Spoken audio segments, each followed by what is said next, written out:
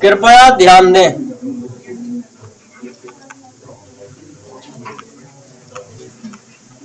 Question लिखो भैया। negation of the statement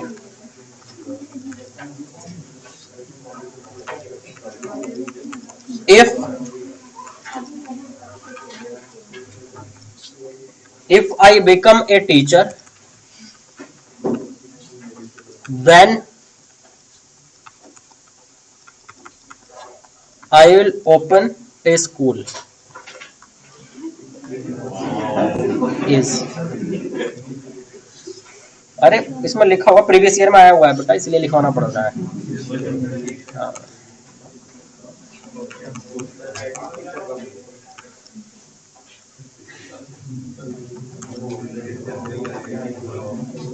वरना तो संन्यास लेने का टाइम है, स्कूल खोलने का टाइम है। ये ऑप्शंस लिखे हुए हैं,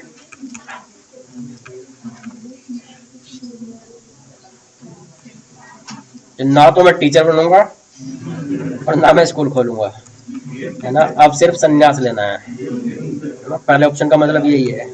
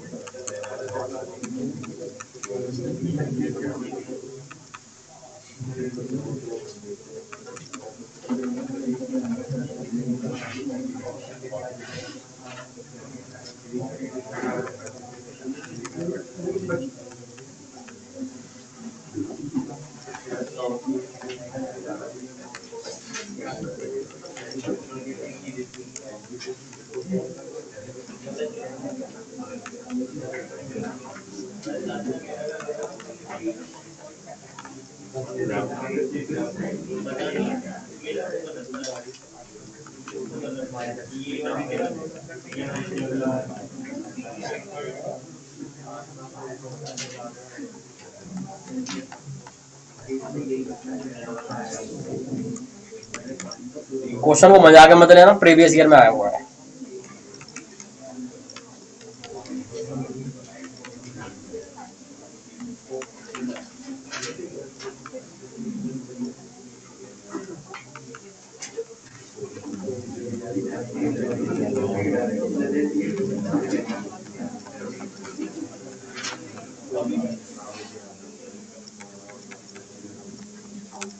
हाँ भैया है, देखते हैं। देखिए मैं एक बात बताता हूं, कभी भी अगर आपके पास जो एक्सप्रेशन है, चाहे वो क्वेश्चन में जो दिया हुआ है वो, चाहे ऑप्शन लिखे हो, अगर थ्योरेटिकल लिखे हो ना तो जल्दबाजी मत करना। सबसे अच्छा आपको कब लगता है कि भैया ये किसके इक्वल है, जब हमारा वो पीक्यू वगैरह में एक्सप्रेशन होता है, ट्रुथ टेबल बना के जिससे मैच हुई वही उसके इक्वल हो जाता है। सही बात है, नहीं उसमें कोई गलती होने के चांस नहीं बचते ट्रुथ टेबल में।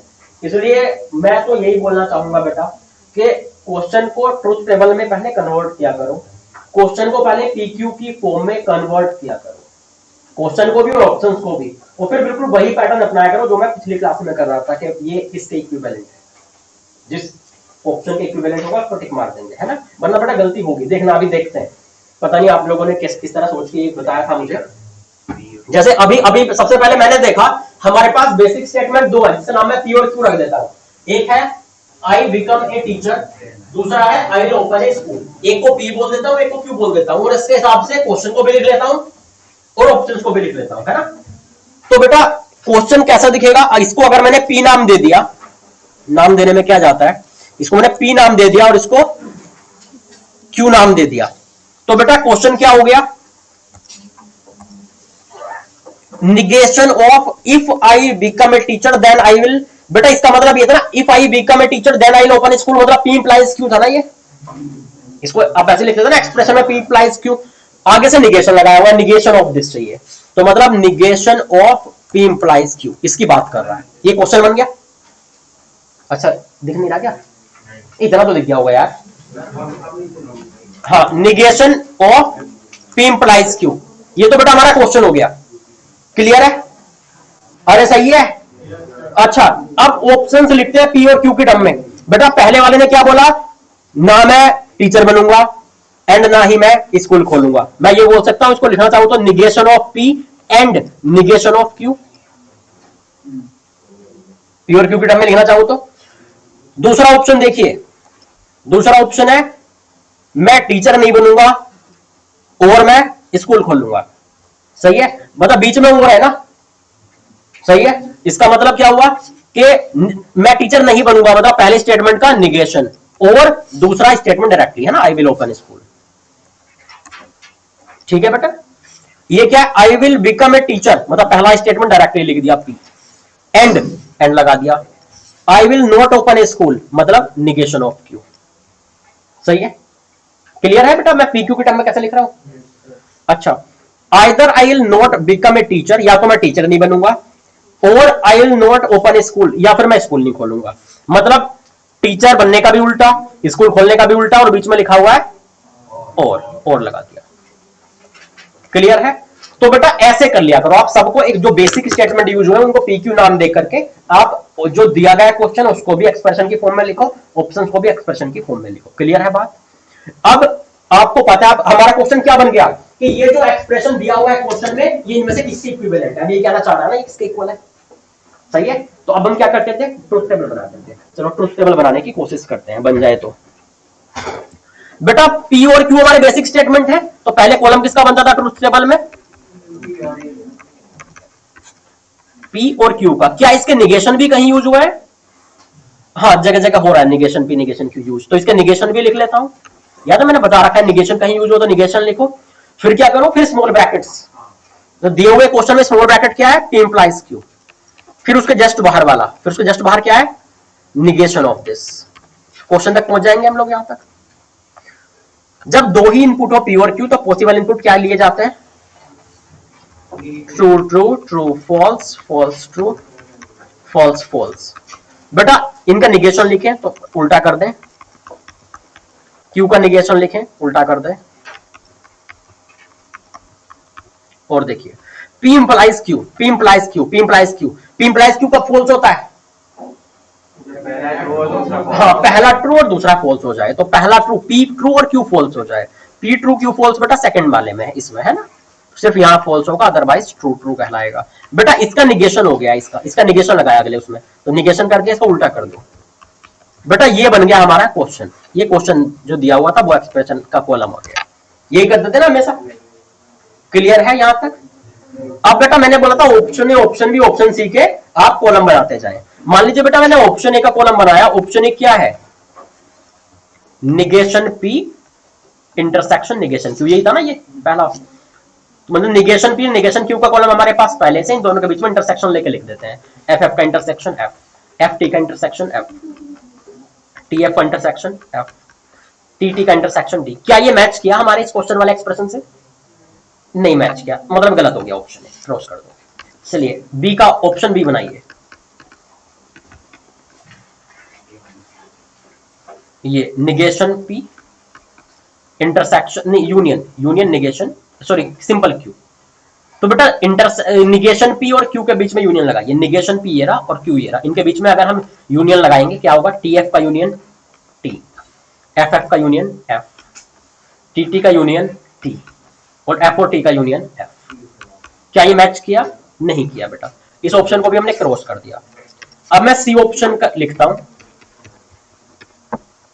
ऑप्शन सी है मेरे पास निगेशन P, नहीं सिंपल वाला P इंटरसेक्शन निगेशन Q। बेटा इंटरसेक्शन कर दीजिए P और निगेशन Q में, P और निगेशन Q मतलब इसमें, और P और निगेशन Q, P और ये इसमें, इन दोनों में इंटरसेक्शन करते आएंगे, T और F का इंटरसेक्शन F,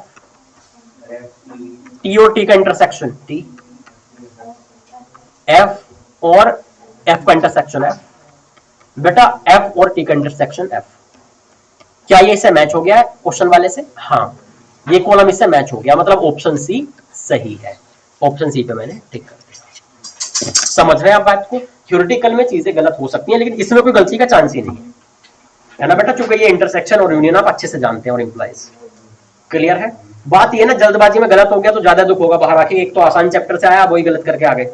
भले 1 मिनट लग जाए, लेकिन ऐसे करना बेटा, है ना, गारंटी रहेगी कि सही होगा ही होगा। क्लियर है?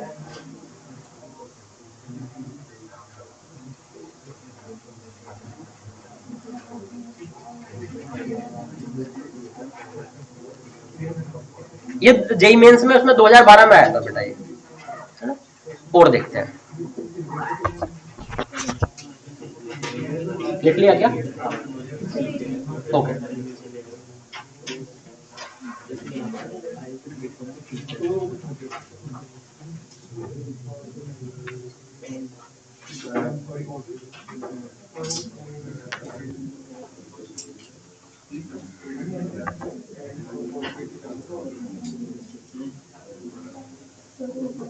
ओके, नेक्स्ट क्वेश्चन लिखिए।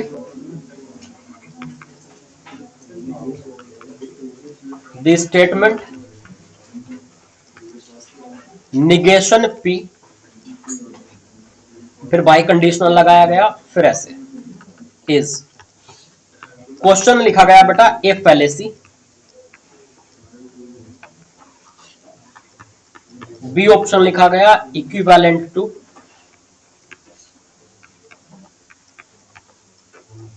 दिस,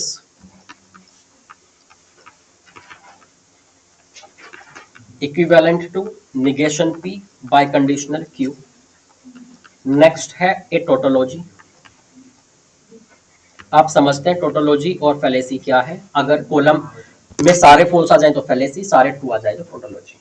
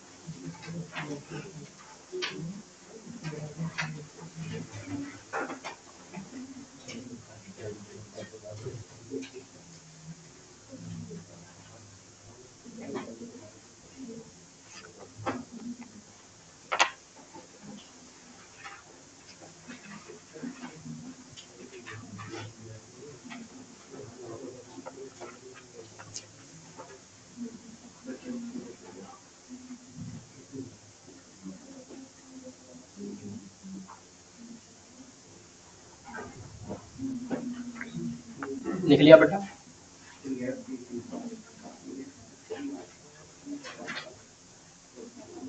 बेटा मुझे सबसे पहले दिए हुए क्वेश्चन का जो है ट्रुथ टेबल बनाना होगा। उसमें बेटा बेसिक स्टेटमेंट्स क्या क्या यूज हुआ है, पी और क्यू, क्या इनके निगेशन भी यूज हुआ है कहीं पे? हाँ, निगेशन भी दिख रहे हैं मुझे पी और क्यू के, इसलिए मैंने इनको वही बनाया है कॉलम में।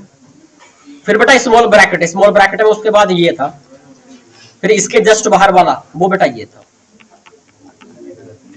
हाँ, बातें नहीं भैया, यहां हम क्वेश्चन पे अपने पहुंच गए। जब मैंने इसमें पॉसिबल इनपुट्स लिखे तो पी और क्यू दो ही है, इसलिए पॉसिबल इनपुट्स ये हो गए। बेटा निगेशन ऑफ पी क्या हो गया? False false true true. Negation of Q हो गया फॉल्स ट्रू फॉल्स ट्रू। बेटा पी और निगेशन क्यू बाय कंडीशनल है ना, बाय कंडीशनल कब ट्रू होता है? जब दोनों एक जैसे हो। तो मतलब पी और निगेशन क्यू, पी और निगेशन क्यू जब दोनों एक जैसे हो तो ट्रू होगा। दोनों एक जैसे कहां है? एक तो यहां पे दोनों एक जैसे हैं तो ट्रू हो गया, एक यहां दोनों एक जैसे हैं तो ट्रू हो गया, बाकी हर जगह फॉल्स हो जाएगा। बेटा इस पे निगेशन लगा के यहां पहुंचे हैं तो निगेशन लगाया तो ऐसे हो गया, फॉल्स पे निगेशन मतलब ट्रू, फॉल्स फॉल्स ट्रू। कोई दिक्कत है इसमें? सही है भैया? और देखिए ये क्वेश्चन वाला हो गया है ना, जो क्वेश्चन दिया हुआ था। अब हम देखते हैं अपने ऑप्शंस। बेटा ये सारे ट्रू भी नहीं है, सारे फॉल्स भी नहीं है, तो फैलेसी पे भी क्रॉस लगा दो और टोटोलॉजी पे भी क्रॉस। क्लियर है बात? बेटा ऑप्शन बी बना के देखते हैं, ऑप्शन बी बना के देखते हैं। पी क्यू में बाई कंडीशनल है, ऑप्शन बी में बाई कंडीशनल। कब ट्रू होगा पी और क्यू बाई कंडीशनल? दोनों एक जैसे हो, मतलब या तो यहां पे ट्रू होगा या फिर लास्ट वाले पे ट्रू होगा, अदरवाइज फॉल्स फॉल्स। क्या ये मैच हो गया है कॉलम? मैच हो गया, इस पे मैंने टिक कर दिया। समझ रहे हैं? ये पैटर्न लेकिन आसान है, बस हमें ट्रूथ टेबल याद होनी चाहिए, इंटरसेक्शन की, बाई कंडीशनल की, कंडीशनल की, निगेशन की, और कौन सी वाली? बेसिक वाली दोनों, है ना, कंजंक्शन और डिसजंक्शन की। सही बात है बेटा। और आगे देखते हैं, लिख लिया सभी ने? चले आगे। ओके,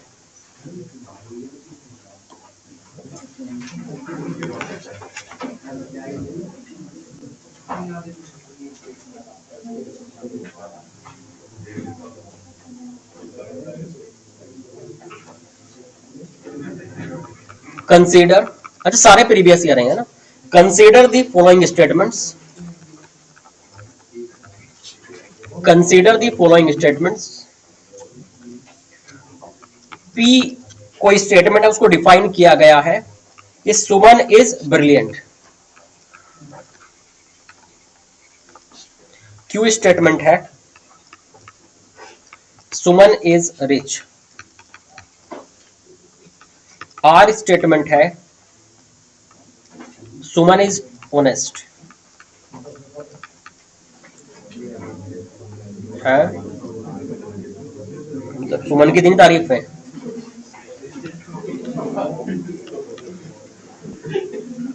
क्या हो गया भाई? मजबूरी रही होगी बेचारे की तारीफ करना। Negation of statement Suman is brilliant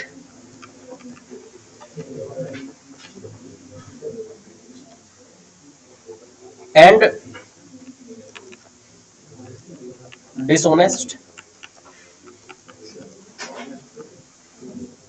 if and only if Suman is rich, can be expressed as, कुछ ऑप्शंस दिए हुए हैं।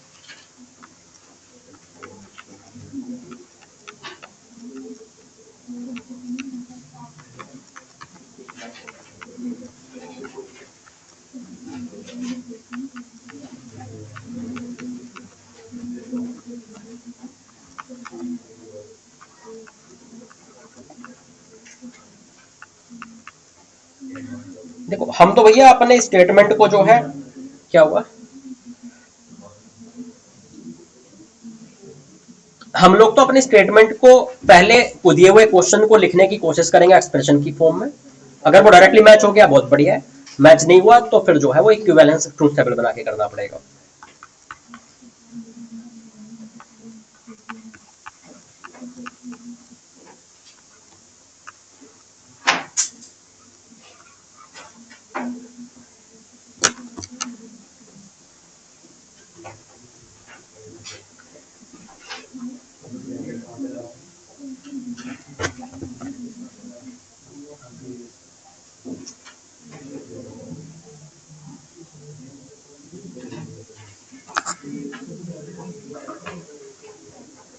बताओ बेटा सुमन के बारे में कुछ।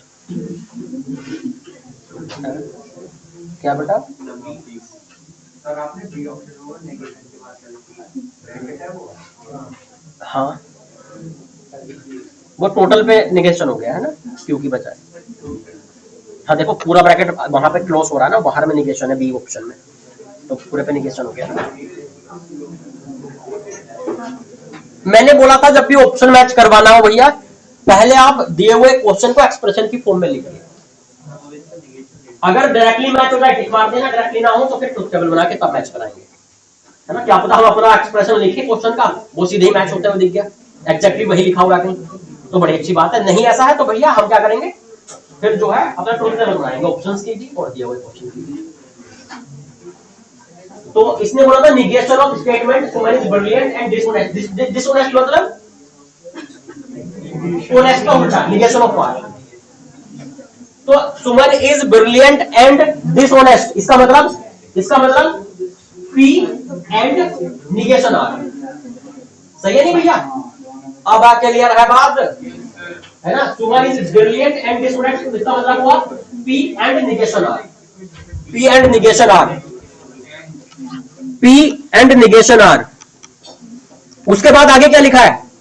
If and only if and only क्या था? Double arrow, biconditional, bidirectional, ये सही है। आगे क्या लिखा हुआ है इसके बाद? इफ एंड ओनली के बाद सुमन इज रिच, पैसा देखा है इसने। सुमन इज रिच मतलब क्यों, ये हो गया, सही है। और इसका निगेशन आगे बोला निगेशन ऑफ दिस, तो बाहर टोटल पे निगेशन लगा दूं इसको, ऐसे बोल रहा है। क्लियर है? हमने स्टेटमेंट लिखा, उसका निगेशन चाहिए था, निगेशन ऑफ दिस मतलब पूरे का निगेशन। अच्छा एक बात बताओ, मैं लिखूं बाय कंडीशनल, तो भैया दोनों की बराबर की पार्टनरशिप है ना, तो पी को पहले लिखो या क्यू को, कोई फर्क पड़ता नहीं है बाय कंडीशनल में। इसका मतलब मैं इसको अगर ऐसे भी लिखना चाहूं ना, ऐसे क्यू इधर लिख दूं और बेटा पी इधर लिख दूं, ये मतलब ये वाला इधर लिख दूं, तो कोई दिक्कत नहीं है। बाय कंडीशनल में तो बेटा पहले लिखना है बाद में, जो बराबर है ना, तो भाई पी और क्यू दोनों बराबरी पे है, दोनों तरफ को ऐड हुआ है ना, चाहे पहले लिखो या बाद में। ये किसी से मैच हो गया क्या ऑप्शन? किससे? अच्छा सीधे सीधे मैच हो गया, सही है। तो हम तो अपने क्वेश्चन का एक्सप्रेशन लिखेंगे, डायरेक्टली मैच हो गया, बड़ी अच्छी बात है। अदरवाइज बेटा हम अपने क्वेश्चन का भी ट्रूथ टेबल बनाते हैं, उसका ट्रूथ टेबल बनाते हैं, तब मैच कराते हैं। वो हमारी किस्मत है कि कितनी अच्छी चल रही है उस दिन, सही है। लिख लीजिए, इतना तो मुझे लग रहा है लिख लोगे आप, है ना? ऐसे तो लिख लिया करोगे ना थ्योरी वाले कोच में।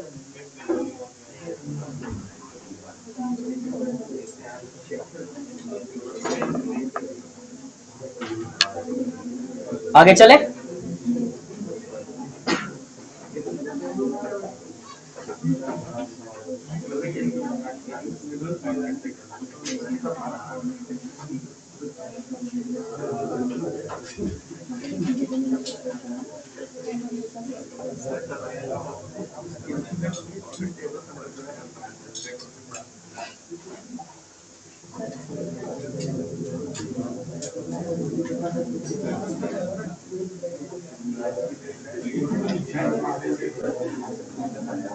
देखें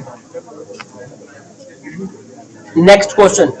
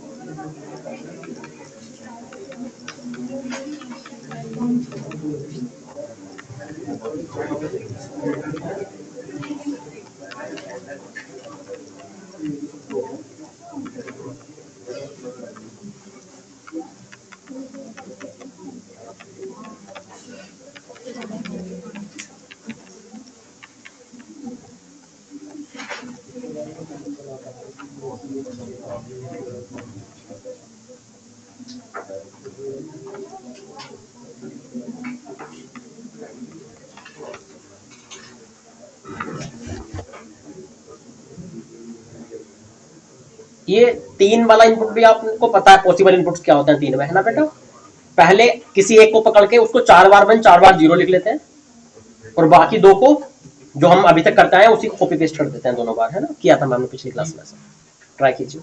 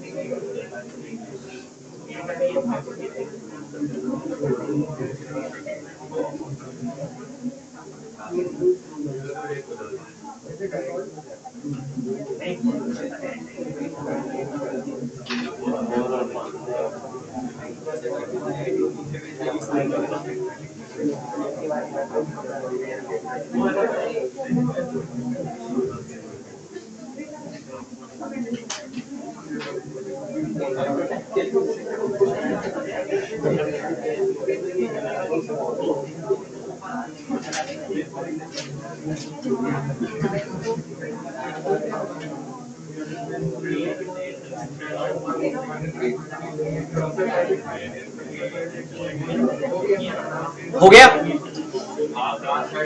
ओके।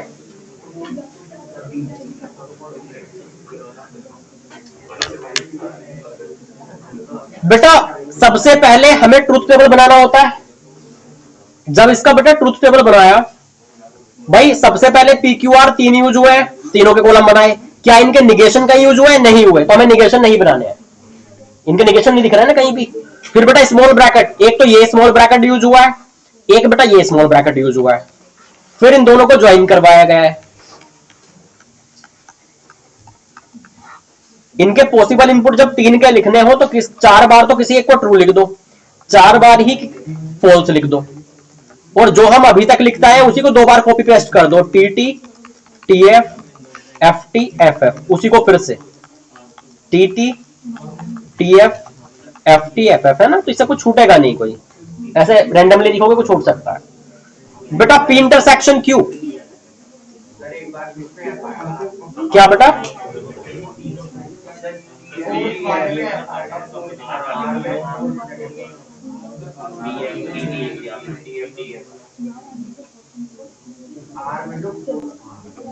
सही है। T T F F Q intersection R, Q intersection R. एक तो यहां पे आएगा, फिर 3 बार फॉल्स आएगा, फिर ट्रू, फिर 3 बार फॉल्स। बेटा इन दोनों के बीच में इंटरसेक्शन हुआ है, इन दोनों के, है? तो टी टी बोले तो टी, और कहां पे है? सेम, बाकी हर जगह फॉल्स है। तो बेटा मुझे बताइए, इसने बोला कि अगर ये ट्रू है तो पी क्यू आर क्या होने चाहिए? बेटा अगर ये ट्रू है तो पी क्यू आर तीनों ट्रू होने चाहिए। सही है, कोई दिक्कत है क्या? तो समझ गए 3 वाले में इनपुट कैसा देना है? लिख लिया हो तो आगे चले। अरे कुछ समझ में भी आ रहा है इसमें? नहीं क्लियर है ना सब? ओके, 2020 वाले करते हैं और क्वेश्चंस। 21 वाले करने हैं? अच्छा 22 वाले करने हैं। मौका मिलेगा बेटा उसका भी एग्जाम में बैठ के। अच्छा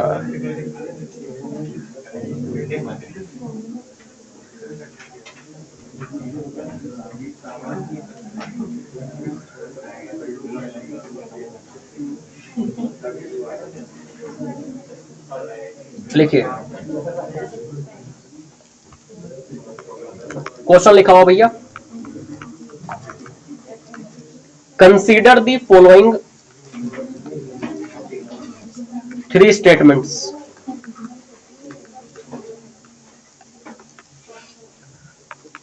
पी लिखा हुआ है 5 इज ए प्राइम नंबर।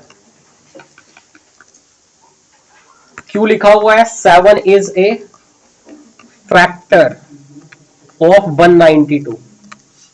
बेटा आर लिखा हुआ है एलसीएम ऑफ 5 एंड 7 इज 35। फिर इसने बोला then truth table of which one of following statements is true। Option लिखे हुए हैं।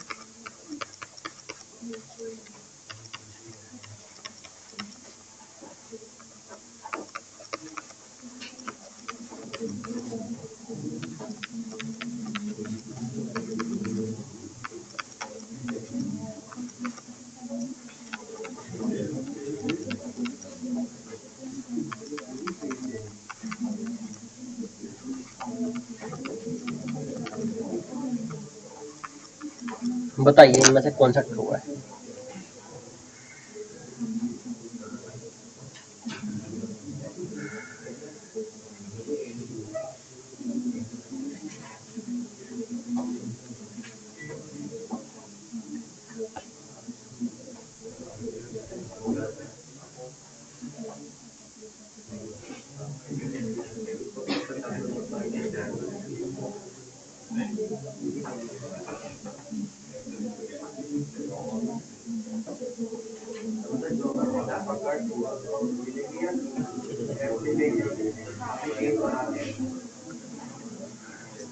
जो बेटा जो तीनों दिए हैं उनकी मतलब वैल्यू दी है आपको, जो ट्रू है उसकी वैल्यू ट्रू ले लीजिए, जो फॉल्स है उसकी वैल्यू फॉल्स ले लीजिए। उनको इनपुट दे करके देखिए, सारे इनपुट नहीं देने पी क्यू आर के।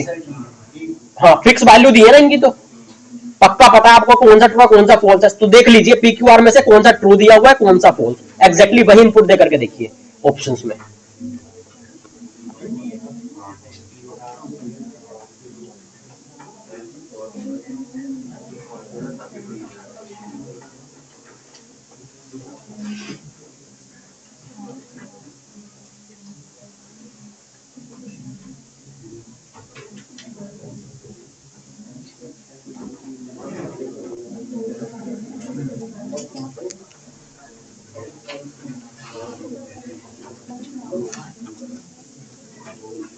ये 5 इज ए प्राइम नंबर, ये ट्रू है क्या? ओके चलो, मतलब p की वैल्यू ट्रू दी हुई है। 7 is a factor of 192, okay ये फॉल्स है। चलो q की वैल्यू फॉल्स दी हुई है। और क्या LCM of 5 and 7 is 35, true. तो पी क्यू आर की वैल्यू फिक्स हो गई, ट्रू फॉल्स ट्रू। अब बेटा हमें इन सब में इनपुट देकर के देखना है, ठीक है। तो अब जब एक इनपुट देना है तो टेबल बनाने की कोई जरूरत तो है नहीं, पुट कर देते हैं। पी की जगह पे मैंने ट्रू पुट कर दिया, निगेशन ऑफ टी। क्यू की जगह पे फॉल्स, इंटरसेक्शन आर की जगह पे ट्रू। बेटा ये इसकी फॉल्स इंटरसेक्शन ट्रू क्या हो गया? फॉल्स इंटरसेक्शन ट्रू है ना ये इस ब्रैकेट में, तो क्या हो गया इसकी value false. Negation of true is false, union क्या हो गया फाइनली फॉल्स। क्लियर है? समझ के सीधे से पुट कर लो बस अपने यहां लाके वैल्यूज। इंटरसेक्शन वगैरह आप सब जानते हैं। तो पहला वाला फॉल्स हो गया तो गलत हो गया। दूसरे में पुट करते हैं, क्या हो जाएगा? P इंटरसेक्शन Q मतलब true intersection false, union negation of R मतलब ट्रू का निगेशन। ट्रू का निगेशन क्या होगा बेटा? फॉल्स। तो ट्रू इंटरसेक्शन फॉल्स, ये इसने क्या दे दिया? फॉल्स। बेटा यूनियन फॉल्स, तो false union false is false. Clear है? समझ रहे हैं ना ये वाली बात? बेटा यहां पुट करेंगे negation of P, P is true, तो negation of P is false intersection. Negation of Q, negation of Q is true, R is true. ऐसे हो गया, true intersection true is true, ऐसे।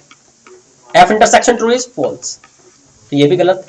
वैसे तो अगला सॉल्व करने की जरूरत पड़ती नहीं है, कर लो फिर भी, मजे आ रहे हैं तो, आसान है ना। तो P true, negation of Q मतलब ट्रू, इंटरसेक्शन R मतलब true, true intersection true is true,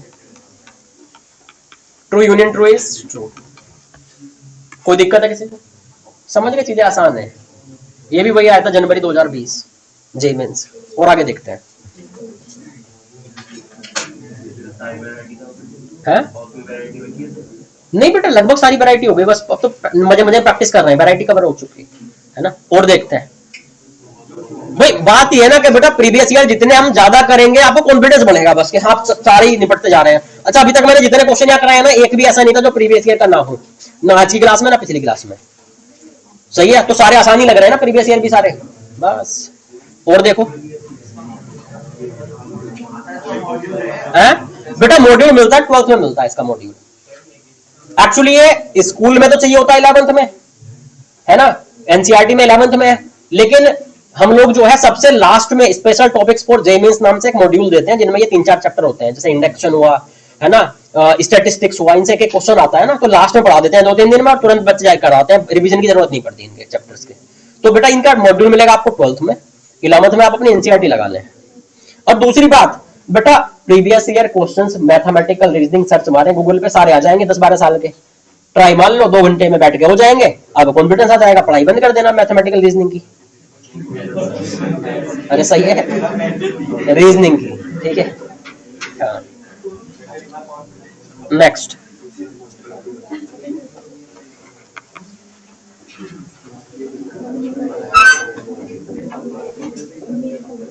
अच्छा सुन लो भैया, हमने जो कॉन्ट्रा पॉजिटिव वगैरह देखा वो P और Q वाले में देखा, मतलब है कि P इंप्लाइज Q में देखा है हमने, लेकिन एक्सप्रेशन में, थ्योरेटिकल वाले में नहीं देखा Contra positive.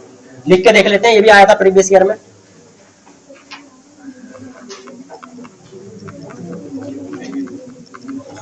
Contra positive of statement if 2 numbers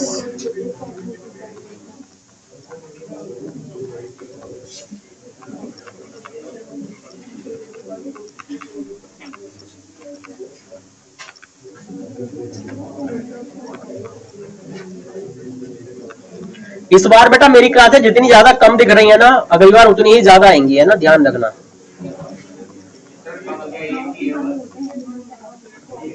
हाँ तो एक को कम ही जाते हैं शायद।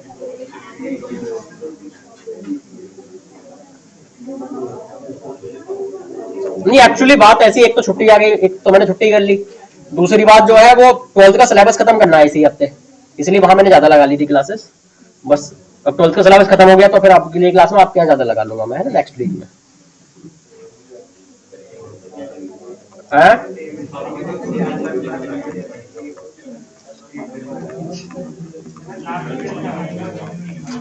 क्या भैया?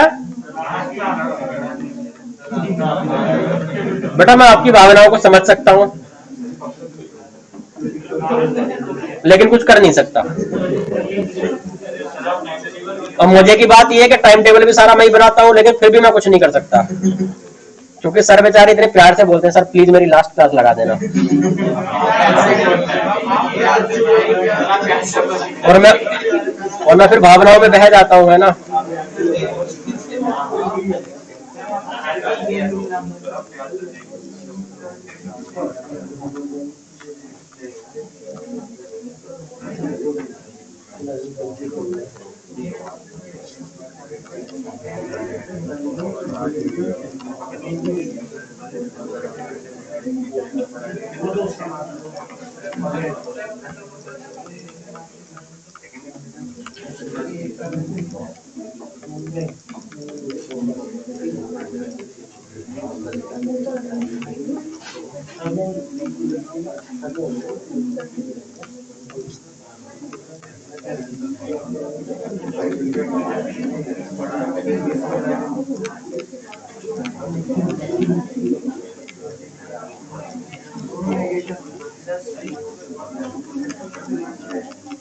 अच्छा मैंने लिख दिया था पूरा, तभी देखा है ना तुमने, सी ऑप्शन।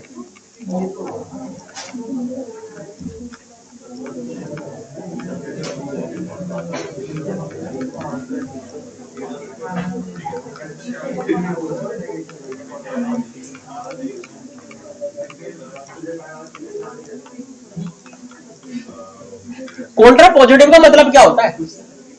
दोनों स्टेटमेंट का निगेशन कर दो और एरो को उल्टा कर दो, ऐसी होता है क्या यार? यही था ना। इसने बोला क्या है वो देखते हैं पहले, दोनों का निगेशन करेंगे और एरो को उल्टा कर देंगे। एक तो इसने बोला 2 नंबर्स आर नॉट इक्वल, तो पहली बात तो इसके लिए क्या आना चाहिए कि दोनों नंबर इक्वल है, सही है नहीं, बोथ नंबर्स आर इक्वल होना चाहिए इसकी जगह पे। अच्छा बोथ नंबर्स आर इक्वल कहां लिखा हुआ है? एक तो यहां लिखा हुआ है नंबर्स आर इक्वल, एक यहां लिखा हुआ है नंबर्स आर इक्वल, तो मतलब बी और डी तो वैसे गलत हो गए भाई। दोनों स्टेटमेंट का निगेशन लिखा होना चाहिए और एरो उल्टा होना चाहिए। और देखिए और क्या बोला इसने, स्क्वायर्स आर नॉट इक्वल, तो इसका निगेशन क्या है? Squares are equal. Squares are equal का लिखा हुआ है, ये स्क्वायर्स आर इक्वल, तो पहला भी गलत हो गया। अब मैं और कंफर्म कर लेता हूं एरो उल्टा किया या नहीं किया। निगेशन तो हमने दोनों का देख लिया, एरो उल्टा किया नहीं। पहले में लिखा था अगर दोनों नंबर इक्वल नहीं है then squares are not equal, तो अब क्या आना चाहिए, if squares are equal then two numbers are equal.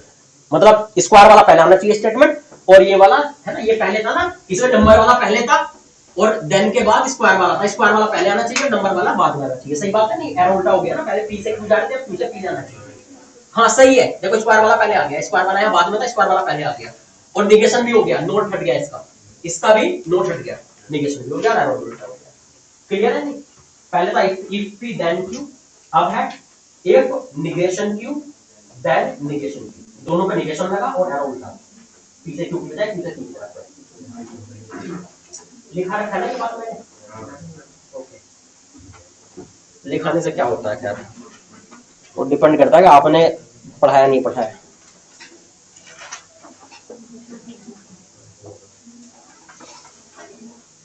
तो वही 11 जनवरी की शाम को आया था ये भी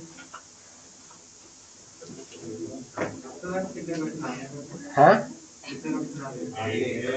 एक फिक्स है। हाँ बड़ा, एक क्वेश्चन को बस कह रहे हो, 4 नंबर होता है एक क्वेश्चन का, मतलब है। अच्छा अच्छा अच्छा,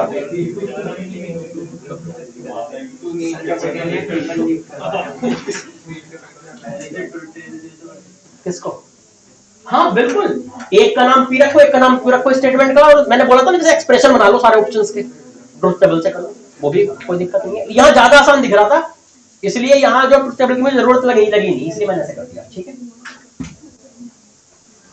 और देखिए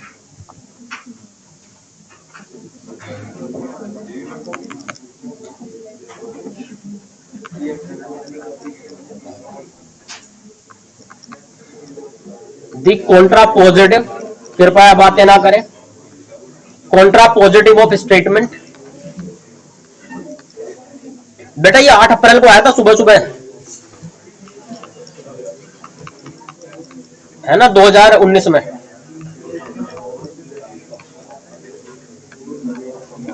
अब तो ऐसे आता है क्वेश्चन भी, मतलब ऐसा लिखा आता है आगे ब्रैकेट में, जैसे इनका वो जन्म का टाइमिंग लिखा हुआ हो, है ना, डेट ऑफ बर्थ वगैरह के, सुबह को पैदा हुआ था सब 8 अप्रैल 2019। हाँ जैसे इनकी कुंडली मिलानी हो। If you are born in India then you are a citizen of India.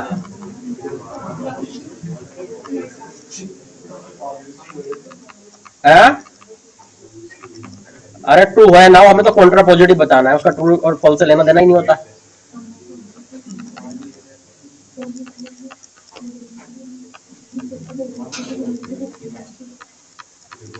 तो इतने क्वेश्चन देख के पिछले सालों के आपको समझ में आ गया होगा, ये चैप्टर में सिर्फ मजे लिए गए हैं, है ना। हाँ वही,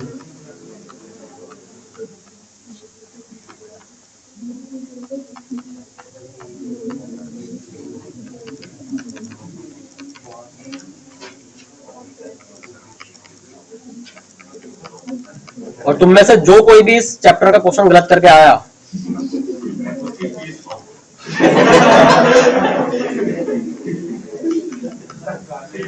बेटा उसको डबल ली जाएगी फिर, कि तुमने जो है मतलब इतना इरिटेट किया है।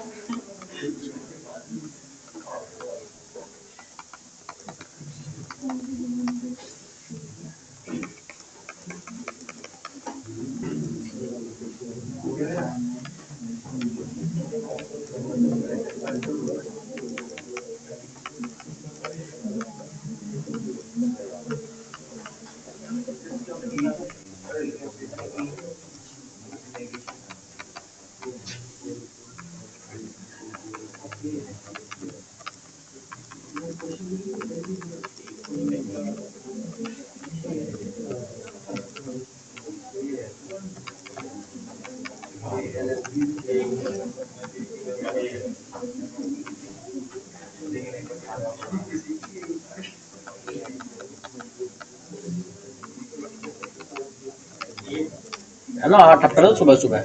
बताइए, पहली बात तो पी से क्यू जा रहे थे तो क्यू से पी जाएंगे, और दोनों पे आगे निगेशन लग जाएगा, दोनों को उल्टा कर देना है ना।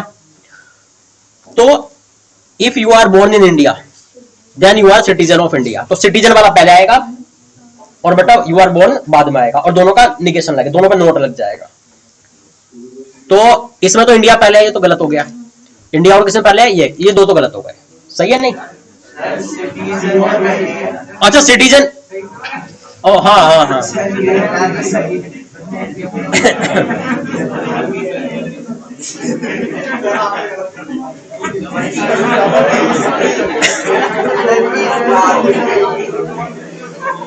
देखो, तो you are born in India पहले नहीं होना चाहिए, है ना। तो ये गलत हुआ और ये गलत हुआ, है ना बेटा। सिटीजन वाला बाद में आया था तो पहले आना चाहिए, तो पहले और दूसरे में पहले है। दूसरी बात, you are citizen of India लिखा था, इसका उल्टा होना चाहिए, तो you are not citizen of India, तो एक तो ये आना चाहिए, ये गलत हो गया। अब पूरे को भी चेक कर लेते हैं, पता तो इतने से लग गया। हाँ देखो, दोनों का निगेशन हुआ, you are not citizen of India, you are not born in India, इसका भी निगेशन हुआ है और उल्टा भी हो गया, पी से क्यू की बजाय क्यू से पी पे पहुंच गए। तो चीजें आसान है, कॉन्ट्रा पॉजिटिव तो एकदम आसान है। कॉन्ट्रा पॉजिटिव में ना वो एक्सप्रेशन बनाने की जरूरत नहीं पड़ती, ट्रुथ टेबल वगैरह की, सीधे सीधे दिखता है, बाकी सब में ट्रुथ टेबल बनानी पड़ती है ना। तो मुझे लगता है यही चैप्टर एक ऐसा है जिसमें मजे आते हैं, है ना, और इसमें कॉन्फिडेंस आता है कि मतलब समझ में आ गया।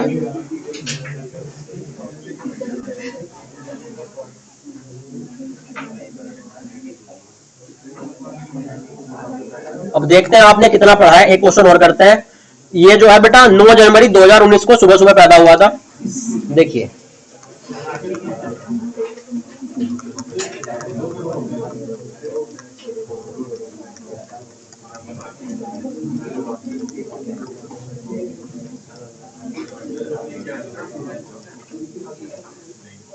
इफ बुलियन एक्सप्रेशन, बात एक ही है, वो इनको बुलियन एक्सप्रेशन भी नाम दिया जा सकता है ना, इसमें जो जितने भी एक्सप्रेशन दिए हैं, कुछ नया नहीं है ये। वो फिजिक्स में पढ़ा होगा, ट्रू फॉल्स वाली वैल्यू डाल देते हैं, बुलियन एक्सप्रेशन, एंड गेट, और गेट, नोर गेट। फिजिक्स में नहीं पढ़ा कभी? अच्छा, अरे सुनो भाई, जो भी है, जो एक्सप्रेशन मैं बोलता हूँ ना, this is expression, P Q R में लिखा होता है, बुलियन एक्सप्रेशन भी उसी को बोल रहा है, बस खत्म, कुछ नया नहीं है। बुलियन एक्सप्रेशन मतलब हमारा मैथमेटिकल रीजनिंग में नॉर्मल एक्सप्रेशन जो चलते आए हैं। किसका बेटे पढ़ा है तुमने ये? एक्सक्लूसिव और याद आ रहा है?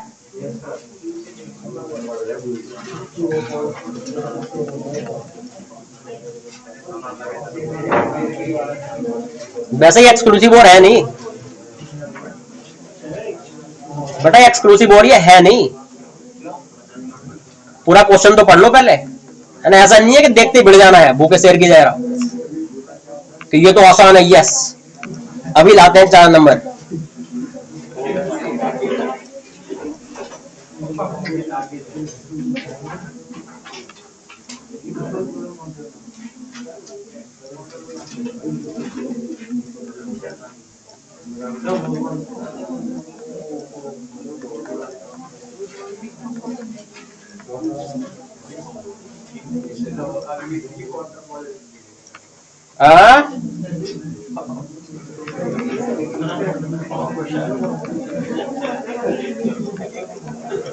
क्या बोल दिया इन्होंने?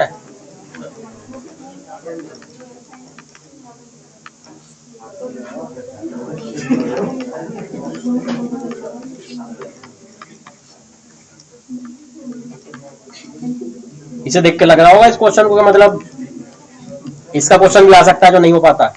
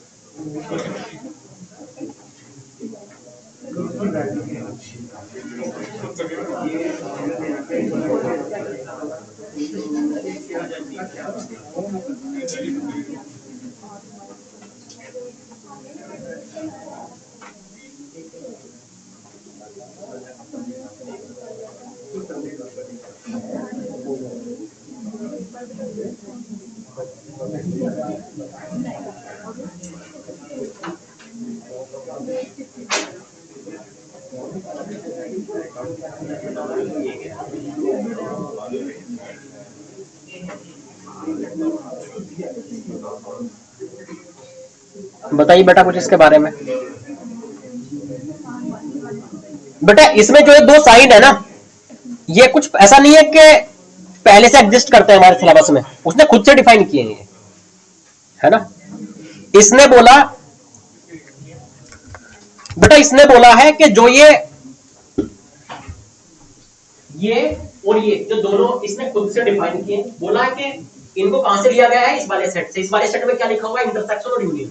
इसका मतलब ये है कि इसकी वैल्यू और इसकी वैल्यू दोनों की ही वैल्यू या तो इंटरसेक्शन होगी या यूनियन होगी, कुछ भी हो सकती है दोनों में से। मतलब ये या तो इंटरसेक्शन है या फिर यूनियन है, ये या तो इंटरसेक्शन है या फिर यूनियन है, इस जैसे बोला है ना, बोला है कि this both belongs to this set.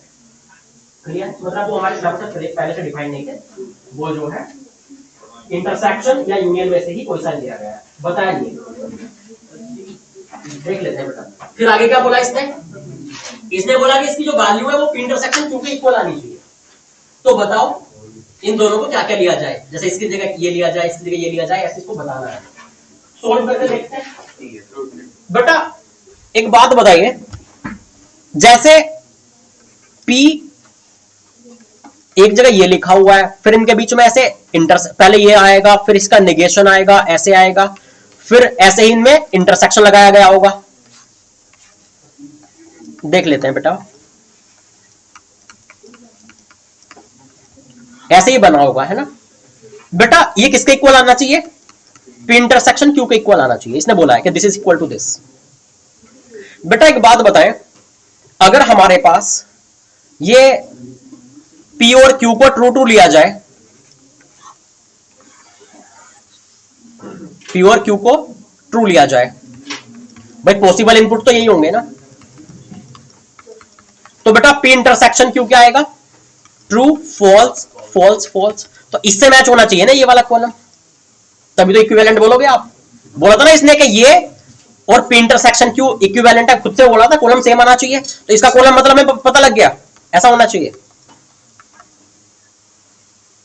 अरे ठीक है, अब देखते हैं, यहां ट्रू होना चाहिए बेटा, यहां ट्रू होना चाहिए। तो ये दोनों क्या होने चाहिए, इसके लिए बीच में इंटरसेक्शन है ना, तो ये ट्रू होने चाहिए दोनों। सही है भैया, ये दोनों ट्रू होने चाहिए, तो यहां ट्रू आ जाएगा। और बाकी क्या क्या हो सकता है इनकी जगह, बाकी कोई भी केस चल सकता है, कोई एक फॉल्स हो, बाकी दो फॉल्स हो। तो देखते हैं ये और ये दोनों ट्रू कैसे होंगे इन इनपुट्स पे, ये दोनों ट्रू कैसे होंगे। बेटा ये वाला जो है, ये मान लीजिए ये है मेरे पास ट्रू। मान लो अगर यहां इंटरसेक्शन हो, यहां इंटरसेक्शन और वो दोनों चल जाएगा ना, इसकी जगह पे इंटरसेक्शन और यूनियन दोनों चल सकते हैं ना इसके लिए। तो ट्रू ट्रू, चाहे इंटरसेक्शन हो चाहे यूनियन, ये ट्रू आ जाएगा। निगेशन पी कुछ भी हो बेटा, यहां भी इंटरसेक्ट, यहां क्या होना चाहिए, ये और होना चाहिए बेटा। हाँ इसको यूनियन होना पड़ेगा, तभी तो निगेशन पी क्या हो जाएगा इसके लिए, फॉल्स। तो false union true, Q true है, तभी आ पाएगा ना ये ट्रू। तो मुझे समझ में आ गया कि इसका मतलब तो पक्का क्या है, यूनियन हो गया, फिक्स हो गया। इसके लिए अगर ये यूनियन हो गया तो मैं इसके लिए तो पूरा कॉलम बना सकता हूं बेटा। टी एफ का यूनियन क्या होगा, अच्छा ये निगेशन ऑफ पी है ना, निगेशन ऑफ पी अलग से थोड़ा बना लो। निगेशन ऑफ पी क्या हो जाएगा, P F false false true true. बेटा ये वाला बना लो इसका, ये तो फिक्स हो चुका है यूनियन। तो इसमें और इसके बीच में ट्रू फॉल्स, इसके बीच में ट्रू, इसके और इसके बीच में ट्रू। ठीक है, ये बन गया। अब हमें देखना है इन दोनों के बीच में इंटरसेक्शन लग के यहां क्या क्या चाहिए। पहला वाला तो मैच हो चुका बेटा, ये फॉल्स फॉल्स फॉल्स आना चाहिए। तो यहां क्या होना चाहिए, यहां फॉल्स आना पक्का है, यहां भी फॉल्स आना पक्का है, तभी तो फॉल्स और ट्रू के इंटरसेक्शन पे तो ये जरा फॉल्स लिख पाओगे आप, फॉल्स और ट्रू के इंटरसेक्शन पे फॉल्स लिख पाओगे। हाँ यहाँ ट्रू और फॉल्स दोनों चल जाएंगे, क्योंकि यहां फॉल्स के साथ इंटरसेक्शन हो रहा है तो फॉल्स सही है। अब देखते हैं कि यहां यूनियन लगाएं या इंटरसेक्शन लगाएं जिससे ये दोनों फॉल्स आ जाए और ये कुछ भी रहे। बेटा ये दोनों है ना, फॉल्स ट्रू, फॉल्स चाहिए, क्या होना चाहिए, इंटरसेक्शन होना चाहिए। एफ और टी के बीच में इंटरसेक्शन लगा गई तो यहाँ फॉल्स मिलेगा, तो यहाँ ये पक्का हो गया कि यहाँ इंटरसेक्शन ही चलेगा। फॉल्स फॉल्स में इंटरसेक्शन यूनियन सब चल जाते, यहाँ भी कुछ भी चल जाता, चूंकि ट्रू फॉल्स दोनों चल रहे हैं। तो पक्का हो गया कि सारी चीजें सेटिस्फाई कब हो रही है, इंटरसेक्शन। यहाँ इंटरसेक्शन होना चाहिए और यहाँ यूनियन होना चाहिए। तो इस वाले पहले वाले की जगह इंटरसेक्शन, दूसरे की जगह यूनियन, ये हो गया। क्लियर है? तो हमें उल्टा जाना था बेटा इसमें, क्लियर है बात को। अदरवाइज फिर ऐसे करना पड़ता, मेहनत ज्यादा पड़ती कि एक बार इसकी जगह यूनियन लेते, एक बार उसकी जगह इंटरसेक्शन लेते, तब सबके अलग अलग ट्रूथ टेबल बनाते, लंबा पड़ जाता। बेटर हम उल्टा चलेगा भाई, जिसके इक्विवेलेंट था, इसके इक्विवेलेंट था तो इसको हमने पहले बना लिया, हमें समझ में आ गया इसका और इसका सेम होना चाहिए ना, तभी इक्विवेलेंट बोला है। इसका पहले से लिख दिया, इसका पहले से लिख दिया, हमें समझ में आ गया कि दिस इंटरसेक्शन दिस लिखा हुआ है, तो यहां ट्रू चाहिए, तो पक्का दोनों ट्रू चाहिए। सही है? तो जो फिक्स था हमने वो पहले लिख दिया, हमने देखा कि इनमें से इसकी जगह क्या आना चाहिए, इसकी जगह क्या आना चाहिए, ये ट्रू हो जाए। अरे ठीक है, फिर हमने देखा कि ये फॉल्स आने के, अच्छा ये इसको कंफर्म करने से यहाँ पक्का हो गया यूनियन। फिर हमें पता लगा ये यूनियन है तो हम पूरा लिख सकते हैं। अब ये कॉलम है हमारे पास, ये कॉलम है, हमने देखा कि यहाँ क्या फिल करना चाहिए कि इन दोनों का बीच में इंटरसेक्शन लेके या हम उल्टा फिल करते हैं। ये थोड़ा दिमाग वाला क्वेश्चन था। ये कब आया था? ये 9 अप्रैल को सुबह सुबह हुआ था, है ना, 2020 19 हाँ।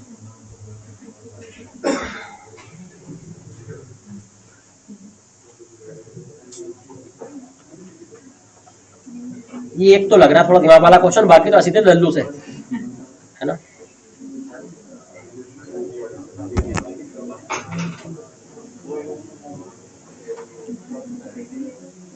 अब आप ये सोचो 8-10 क्वेश्चन या 6 क्वेश्चन एक ही साल में आए, सुन लो भैया, एक ही साल में आए, सेम उसमें आए, मतलब लाइक मान लो अप्रैल में जब एग्जाम हुआ तो 6 स्लॉट हुए और 6 में 6 क्वेश्चन आए, वो 5 दिन आसान फिक्स थे इक्विवेलेंट वाले, और ये एक ऐसा वाला आया, इसमें हो सकता है कुछ बच्चे फंसे भी हो। तो देखो कितनी तगड़ी किस्मत होती है, सेम ईयर में सब एग्जाम दे रहे हैं, है ना, और किस्मत किसी की भी कभी भी खराब हो सकती है। मतलब 6 स्लॉट थे, 5 स्लॉट में सिंपल क्वेश्चन आया और 6ठे स्लॉट में ऐसा वाला आ गया। तो इसलिए जो है सुबह शाम थोड़ा मंदिर मस्जिद चर्च, मतलब जहां भी निकले हाथ जोड़ के निकले, विजिट करते रहे, है ना, क्योंकि दुआएं भी बहुत काम आती है ना। हाँ, किसी का दिल ना दुखाए ताकि दुआएं मिले, है ना।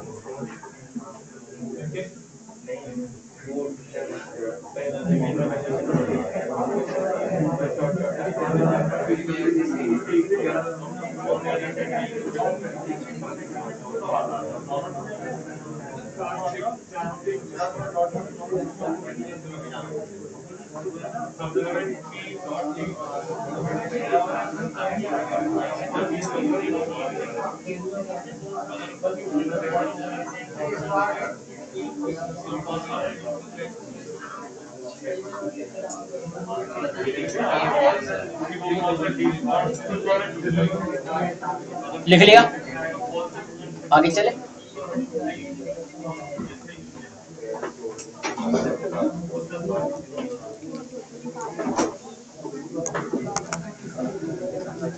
ये 6 सितंबर की शाम को आया था,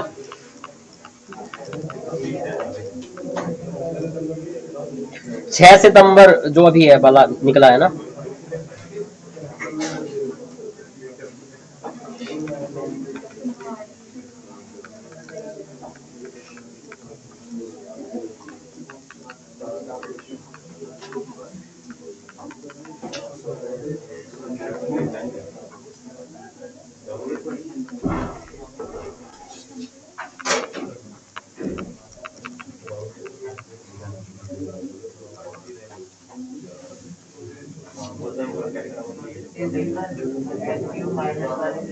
n³ - 1 इज इवन, मैं इसको इतने को पूरे को फिर से लिख रहा हूं नीचे, n³ - 1 इज इवन।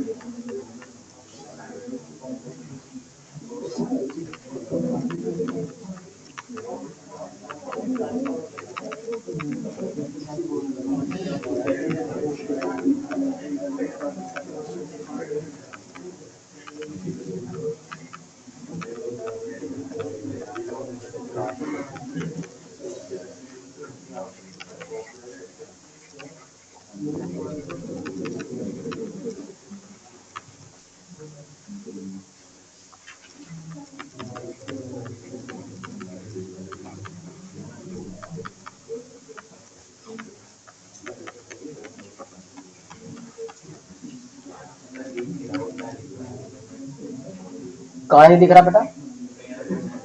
बेटा वो नीचे मैंने एरो लगा के लिखा था फिर से। बेटा फिर तो चश्मा लगाने की जरूरत है आपको।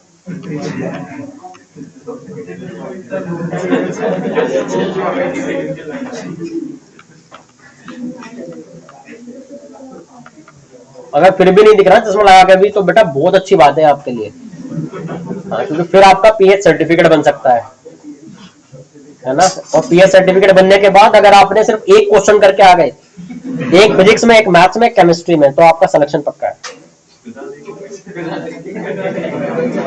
नहीं, अरे तो बिना देखे अगर जाते हैं तो उसे लिखने वाले को तो एक मिलता है ना, वो साथ में किसी को ले जा सकते हैं ना लिखने वाले को। बेटा केमिस्ट्री में और उसमें फिजिक्स में कुछ नहीं हो पाएगा फिर।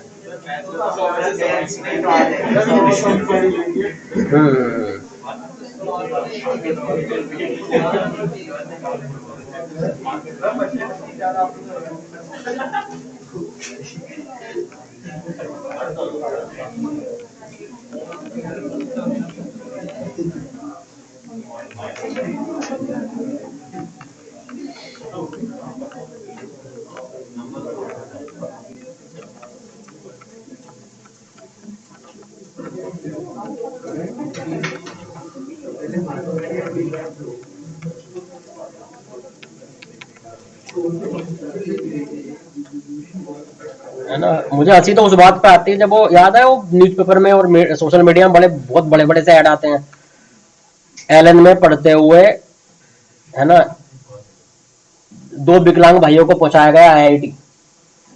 मजे की बात यह है साहब 0 नंबर पे भी आईआईटी थी। उनको बस ये समझाया गया एलन में कि भाई निगेटिव मत करके आना, 0 छोड़ के आना, ब्लैंक छोड़ के आना, है ना। तो मतलब कॉमेडी वाली चीजें नहीं होती क्या?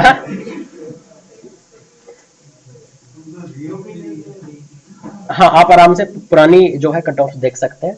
मतलब 0 या एक क्वेश्चन बस। क्या? लेकिन पीएच सर्टिफिकेट भी चाहिए साथ में, है ना।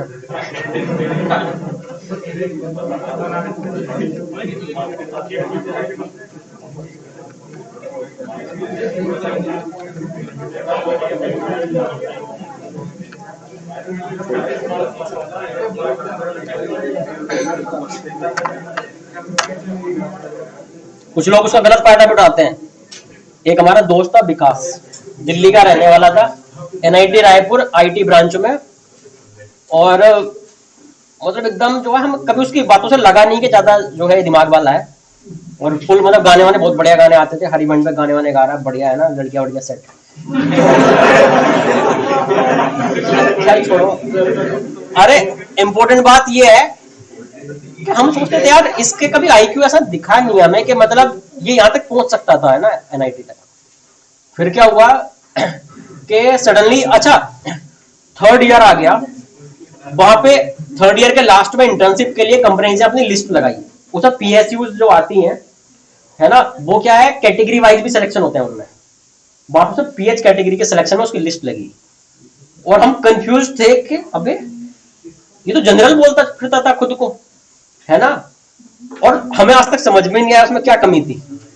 और हाँ, और मतलब उसका पीएच कैटेगरी का सर्टिफिकेट आखिर कैसे बना, है ना, वो पीएच कैटेगरी से वहां तक आया था, है ना। तो ऐसे भी कुछ लोग होते हैं, मतलब ऐसे वो तब पता लगता है जब वो लिस्ट किसी ने देख ली तो पता लग गया। मुझे लगता है कि अगर वो प्लेसमेंट में ना बैठता तो शायद उसको पता ही नहीं लगता हमें, मतलब 4 साल तक भी, है ना, कि मतलब ये जो पीएच है, और आज तक हमें कोई प्रॉब्लम उसमें दिखी नहीं भाई। वो उसमें जो है स्पोर्ट्स में बहुत मतलब पार्टिसिपेट करता था, क्योंकि उसमें कुछ कमी नहीं दिखी आज तक।